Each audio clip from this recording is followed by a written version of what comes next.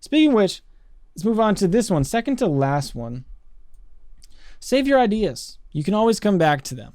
This is exactly what I was talking about. I've recorded the same song 8 different times on like 4 different DAWs. And, you know, a plethora of other things. One of the reasons that I record ideas real quick is that because, you know, if I record it real fast and I have an idea of a general, you know, idea, whether that's a riff, whether that's a melodic tone, whether it's a couple chord progressions or whatever, when I have that, I, you know, put it on my phone real quick in just a crude manner, and then I can come back and I can, you know, really put some time into making a good song. Whenever I do that, it helps creatively because I don't have to start from that place over and over again. And most of the time I end up forgetting those ideas anyway, which is why it's important to kind of cherish those ideas. And I talked about that in the previous episode, I believe. But what I think is important is being able to shelve ideas and then come back to them way later. Like, for instance, I had a guitar riff that I wrote 6 years ago, and I played it in a totally different song, a completely different song for a different project. And I never like released a song with it or whatever. It was just a song that I played live, and it was a guitar riff that was fun to play and it was dope. But that project didn't end up panning out.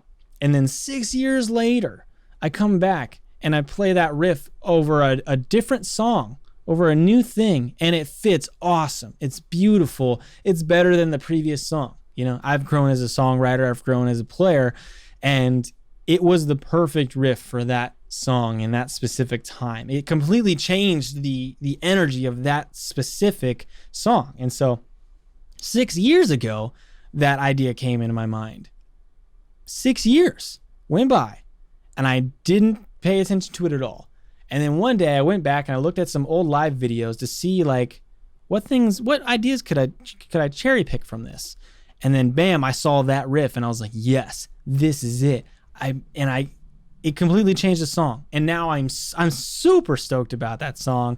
I hope to show it to you guys soon. I really do. It's a dope chord progression.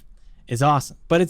And that's exactly it. Sometimes you don't need to start from a place of creation. Sometimes you just got to roll with ideas you've had in the past.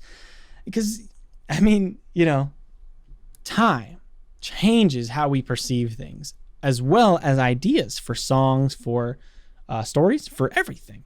And I, every once in a while, will go back into my phone's audio library or in some old YouTube videos from a past channel, and I'll look at these different ideas and I'll try to find, like, is this something that I'm interested in? Is this something that can I tweak and make it fun and cool? And those are the songs, I feel like, and those are the ideas that really spawn bigger ideas, something I can kind of build upon. Whenever you have to start from scratch every single time, it's harder to get the wheel going. But if the wheel's already going, then man, just hop on. You're good to go. You're good to go.